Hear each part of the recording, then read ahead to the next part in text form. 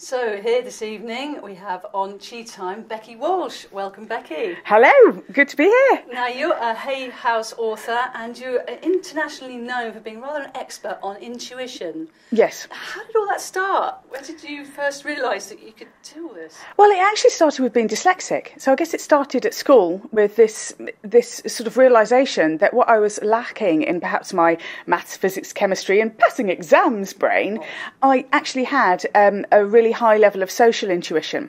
So I had awareness of people and things going on at school. So our school was split up into different blocks, and I could tell my friend which block of the school the boy that she fancied was in. Very useful. Very useful. Yes. Especially because then when you go past that block, and we used to do that thing where it was always freezing cold, so you'd park your bum against a radiator. And the boys used to do it as well. And if someone moved off the radiator, then you park your bum on the radiator. So I could tell her which bum was on which radiator. So as we walked through the doors, we could do that whole, with the prepubescent wasn't really happening push-up bra and storm past the radiator, not looking, but knowing that they were looking at us. It's an amazing ability. It is. And for that reason alone, I teach people to be intuitive. Well, unfortunately, not really that reason alone, No. but actually that's the reason most people want to learn it. What about my love life? What about it's quite funny. So is that one of the biggest questions that comes up because you do one-to-one consultancies with people, don't you? So, yeah, well, actually, the big thing that comes up is people being blocked and stuck because people get to a point where they can't hear themselves. And when you can't hear yourself, you just can't decide, and then you're living in a place of fear. And so to me, a block is actually a holding point while you're waiting for more information. And by using your own intuition, and really, in a sense, what I do is I reflect back to people what they already know. And that's why I call my book You Do Know. Because, people would say after the session, that was amazing, I don't know how you do it, that was, obviously, you are incredible. And then they go, but I actually knew what you were saying. I just didn't have the power to make that decision because I kept doubting myself.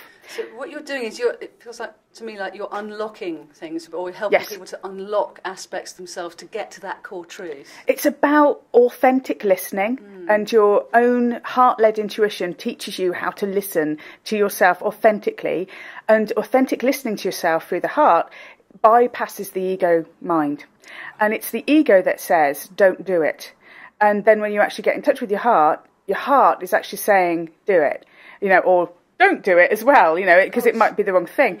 But whilst we're in a place of egoic thinking, you just get stuck because it just keeps going round in circles. So your heart says yes, and then your gut says no. And you just become an impasse. And then you can't make any other decisions because this is the decision that's staring you in the face.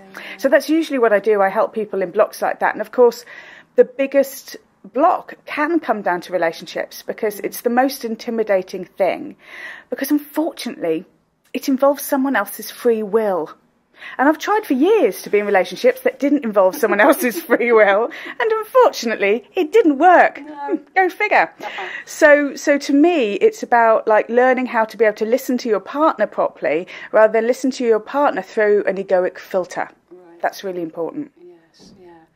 Very useful though. So you've written this book, You Do Know, on Hay House, to help people realise what it is they already know, because the same questions I suppose were coming up when you were doing your intuitive readings. You were saying, I know I've spoken to Becky on the phone for a Tea Time radio show before. I remember this, that you were suggesting that you were going to do yourself out of a job writing this book. Yeah. But actually it's real salient points for people to help them through and then get to the next level. Absolutely, because I think the thing is the book really was from those clients saying, I did know this. I was thinking, well, why aren't you doing it? And, and also with teaching people how to become intuitive, but the fear of actually taking, it's like, and I think it's Caroline Myss describes this as living at altitude when you're working with your intuition, because things come into flow a lot more quickly and you have to make really direct decisions. Now, of course, the faster your decision-making capacity and your inner knowing, the less you're worried, the less you're stressed, the less you're overthinking, the quicker flow happens and the quicker your life goes. And the quicker your life goes, the more you think, whoa, hang on, where's the floor? Where's the floor? I don't know if I'm safe. Is this okay? And then you find that when you sort of really just learn to do it, it feels scary because it feels really high up.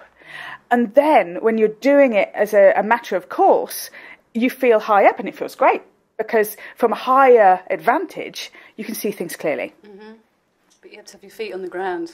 No, not necessarily. Yeah, no, and I tell you what, there's lots of people who talk about grounding, and they go, oh, you must be grounded, you must pour your energy into the earth and suck up the earth's energy through your roots, or whatever the plan is. To me, I'm all about centering. Oh, definitely. Yeah. That's part of it, though. No, screw the grounding. So I'm all about, I know, controversial, but to me, well, you are already the embodiment of the entire universe. You've got the same atoms and bits and pieces, and you're already eating the earth, hopefully, if you eat some green stuff. Sure. So to me, your energetic system and your chakra system is you center yourself all the way down your body and expand from your body into your auric system and out. The whole idea about sort of like grounding, to me, you are already centred if you are coming through yourself. I don't feel that you need to kind of connect to the earth for me. But part of centering is acknowledging the earth. It's part of it. It's not the only thing that you're doing, because you say you're dealing with your energy centres as well, and then that connection to cosmos. But I don't think you need to. I don't think you necessarily need to kind of say, oh, it's because the fear, I think, with the you must ground is that you will go into a kind of like a state where you're too connected to the collective consciousness, where you lose yourself, where you don't, and that you could walk out in front of a car and get run over because you have a disconnect with reality. And that's why people want you to ground, is to keep the connection with reality.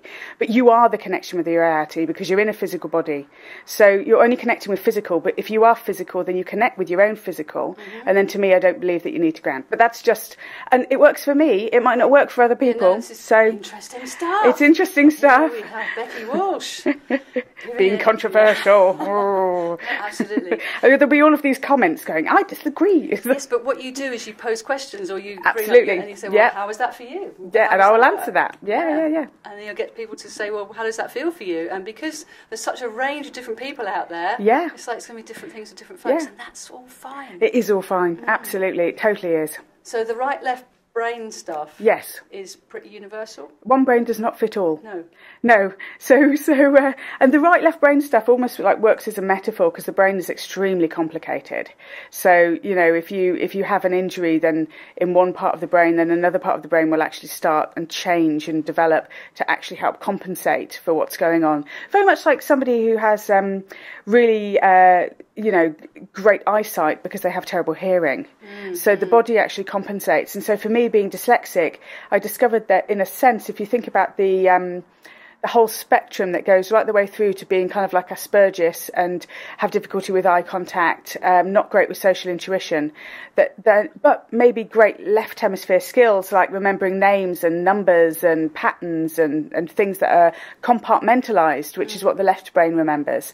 Then taking that all the way through to people with really highly developed social intuition. That's on almost like the opposite scale of being Asperger's. And so on the opposite scale, you have dyslexia. So you have a right brain capacity. I'm an I-type dyslexic, which is great because everything with an I in it is cool, like an iPad and an iPhone and an I-type dyslexic, which is great. So, and an inner eye and a third eye. And so with being an I-type dyslexic, what I found is that I see patterns, and this is how I work with clients. So I see patterns in things that they're telling me, and when I meet people, it's like they're making a sound. So it's kind of like there's a resonance that comes from them, like people have their own theme tune. And so when you're hearing that theme tune that's coming from a person, you can become really aware of their energy and who they are. And fearful sounds are quite deep in tone, and then loving sounds are quite light, which is why I think we always associate la, and hallelujah. Exactly. Thank you. That was wonderful. With being loving. And then you can hear discords where people are at a point of disconnect, and you can hear and it sounds like they're out of tune. And that's when we have a belief about ourselves that actually isn't real. And so it might be, I'm unlovable, say, for example, and you're carrying that belief, but it's out of tune with your own lovability. So when a client comes to see me, I can hear that and I can pinpoint it. And yet the client might have come for something completely different that may be a symptom of that internal psychological issue.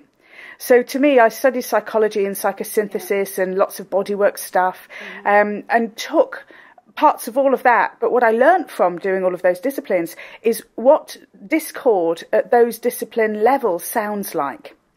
So if somebody doesn't have, a sense of self-love, it sounds like a particular thing to me. And so then I know what I'm looking for, even though they might have come to say, I'm so frustrated, my work colleague's just been promoted above me. I don't understand what I'm doing wrong. I work much harder than her. I've been at the job longer than her, but I keep getting overlooked.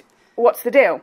When in actual fact, you could be looking at the boss, you could be looking at the attitude at work, you could be looking at the fact that she secretly doesn't like her job and she just doesn't tell anyone. But actually it's coming down to she doesn't have any faith in herself or value, and everyone else is reading that, and that's why she's being overlooked. And this comes back to your point about listening to ourselves truly, because this sounds to me like the ego is trying to say, oh, what have I done wrong? What have I done wrong? But actually the little voice inside is the little voice inside much quieter than the ego voice? I suspect it is. It is, and also sometimes it's not even a voice. It's a knowing, and it's a surge. And so sometimes it's not even a voice. It's like you just know. And so it's very easy then for the other voice of the ego to talk you out of it. So then we're going into like archetypes and subpersonalities that we create to protect ourselves, very Jungian psychology. And those archetypes also make theme tunes and sounds. And so they're all really very interesting characters and very useful characters, but as long as they're not ruling your life. But to me, there's kind of like, there's the real you, then there's all of these spin-off masks that come off you. And we put these masks in place in particular circumstances when we believe those masks to be appropriate. But if you start believing that you're the masks, or you end up fragmented in one direction or several masks, then you've forgotten what the mainframe is saying. So the mainframe is the guidance of your inner listening, your capacity to really hear the real you on top of the noise of all of the thoughts. And so it's bringing yourself back intuitively into that, being able to listen to what you really want for your higher good, rather than what your ego says that you want, which is usually going to be crisps and money. Chocolate. In my case, yeah. We have Becky Walsh here on Chi Time, and she's here to do a talk for conscious living events this evening. And would you come back and talk to us after you've done the event? I will. We'll see how it goes, but you can tell it's going to be pretty good fun and very insightful. Good stuff. So we'll come back after that and we'll talk a bit about what's coming up next for you as well then. Fantastic. Okay? Yeah. But until a bit later on, thanks a lot, Becky Walsh. Very welcome.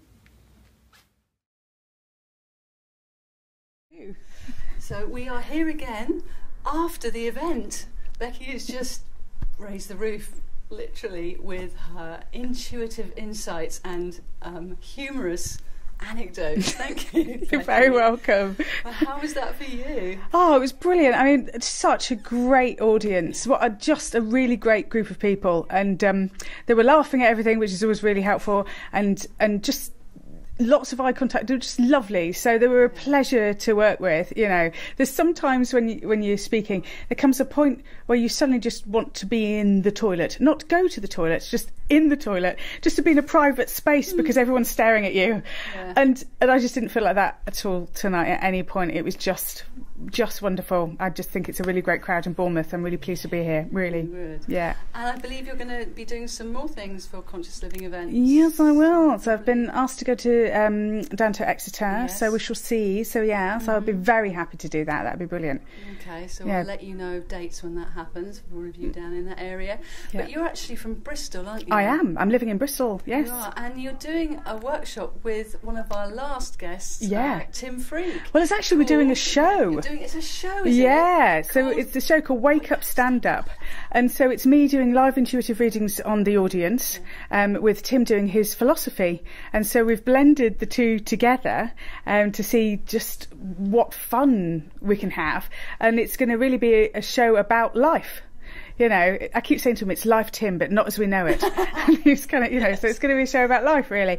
So I'm really excited to work with Tim because I really, really like his work. So I think kind of collaborating the two of us together. How did that happen? It was kind of, because he'd called himself the stand-up philosopher. Yeah. I'd call myself the stand-up intuitive, and we're both kind of like looking at each other. Yeah. Did you come up with that first? I have to say, I think he came up with it first. And so we got in touch via, he has an agent, and we were chatting, and the whole thing came together. How could we create theatre that's entertaining and enlightening, that actually is something slightly different than anyone has ever seen before. So this is actually really the beginning of perhaps taking it really to a different level, taking speaking to a different level. So this is at the Alma Tavern. At the Alma Tavern Theatre, yes. And that is .co.uk if you want to get tickets for that. And that's the 23rd, 24th of April. Yeah, well remembered, yes it is. Wow. Yeah. Do our best. So talking about taking this to another level, yeah. are you sort of finding that with the work that you've been doing for quite a long time now, that things are developing and you're noticing a different level of consciousness coming through? Or? For the audience, definitely there's a lot more guys coming than there ever was before, which I'm loving for many reasons. Not just them a professional standing, of course, but yes, no, there's a lot more guys coming. I think that the consciousness of people is just like the questions that you're being asked are really intelligent, and you know, not that they were dumb questions before, but they're really intelligent, and they're really wanting to know. There's a real kind of like hunger about how do I put this into my life. So people are now wanting what I call integral learning, which is learning that you actually put in your life and make it accessible so that you're using it now. So it's not abstract. So it's not kind of like, oh, here's something, a piece of information that is totally useless to you really, but it's fascinating. Now this is actually how you can take this information, run with it and use it in your life right now to make the changes that you need. And I think that that's what people are really looking out for right now. And that's what you give as well, Becky. Thank you. It's very practical advice. Yeah. And yeah, I think because you have just this natural, endearing way about you, you're very easy to listen to and to engage with and to bring ideas and questions through for people. And you did have some fantastic stuff. Really did. Great questions from people today. I mean, there was some real, you know, I think when you're talking to one person about their life, you know, there were so many people that came over to me and said, do you know, it was like you were talking to me. I didn't ask that question, but you answered everything I wanted to get out of this evening when you were talking to that one person. And that one person who asks a question is really giving you the privilege to be able to help everyone else in the room. And it's so incredible because then you see them talk together at the end and someone comes over and goes, I'm so glad you asked that question because that's what, is it? Yeah. Well, let's have a chat. Let's have a coffee. And then you start to build unity in that because you start to make people make friends. Yes. And then also you can have collaborators. If you've still got the same idea, you've got people to work with over it. When you feel that you're on your own with a problem normally, and then you suddenly discover that there's lots of people going through what you're going through, because maybe what you're going through is a result of our society, is a result of something that's going on a grander level. And yet we still think it's only happening to us because we're on our own. But it usually isn't. No, and that idea of really building community now is so fundamental. Yeah. With what's going on in the world, because none of us know what's happening next, do we? We have no flipping idea. No. And so to do it on our own is fearful and worrying, but to do it as part of the collective, which we all are. Yeah. And so evenings like this really brings these like-hearted people together, and speakers like you to encourage that and engender that within us. Yeah, absolutely. Really cool, I just love it because I just love watching people hanging around afterwards. Yeah. You know, I mean, I think there's still people out there talking. They just haven't gone. You know, I love that. I think that's brilliant. Yeah. Because we are so fragmented. We don't live now where our parents lived. Half the problem that we've got with children, if I did something naughty as a child, someone would have given me a clip round the ear. Could have been anyone, you know, in the street. You never did anything naughty because there were grown-ups around. You know, so now it's like you're talking to me. I'm telling my mum. You know, so it's kind of, we've lost the community of bringing up children in community. You know, and not looking out for each other's children because we get scared. We think, well, if I say anything to this child, then I'm going to get into trouble. So then we don't say anything, and yet we're seeing children doing things that they wouldn't be doing in front of their own parents. That's for sure. Yeah. So I think that we've lost so much by losing community. We've really lost, you know, ourselves, really, I think. I think this is why people are so fearful at the moment, because they've got no one to fall back on. Basically, my job is probably the job that would have been your grandmother's job or your auntie's job, or, you know, somebody that you would have gone to and had a moan, you know, and said, oh, I'm really stuck on this. And they'd have said, oh, pull yourself together and blah, blah, blah, you're going to be fine. And then you go, all right, I'll pull myself together, I'm going to be fine. And that's how it would have worked. Interesting you mentioned grandmothers and aunties, because you do family constellation work. Well, I have done. I did it in San Francisco, so that came up tonight. I've done it in San Francisco, but I haven't done it so like I don't do it as a thing. Right, but that part of the ancestral patterns that are coming through. Yeah, I love that. Absolutely love that. Yeah, family constellations work is really, really powerful, but it's not something I've practiced in because there's lots of people who are trained in it and they've paid for the training in it. Whereas I did it in San Francisco and did partial, but I haven't qualified in that. But I love the fact that sort of we're here representing all the ancestors that have gone before us. Yeah, we are. You know, and it's like, well, come on, help me then.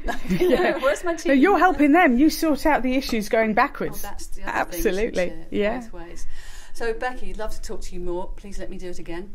Absolutely. Thank you. Yeah. But right now, is there anything else you'd like to add to... Well, I always, at the end of every talk, I have a list of things that I want to tell people about. And the one thing I miss is that I'm actually giving away a book on my website for email addresses. So if you want to sign up to my email address, basically my email list, you get a video, and every week you get a video and a blog, and also you get a free ebook called Insights on Love, which is available really until the end of March, but if you write me an email, if you've missed it, I'll still send it to you. So this is on beckywalsh.com. Absolutely. Yeah, and you have a Facebook page as well. Yep. Called Becky Walsh, surprisingly not. Yeah, it's kind of good. Yeah. I thought it was going to be, you do know my Facebook address. Yeah.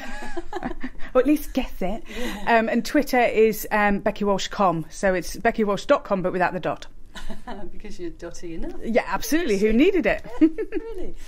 And, well, great. So we're going to see you here at some point again. Yes, you will, for sure. And we'll just keep in touch about it more. Brilliant. That'd be lovely. Until the next time, thank you so much. And as my mother told me to say, thank you for having me. It's been a pleasure. Thanks.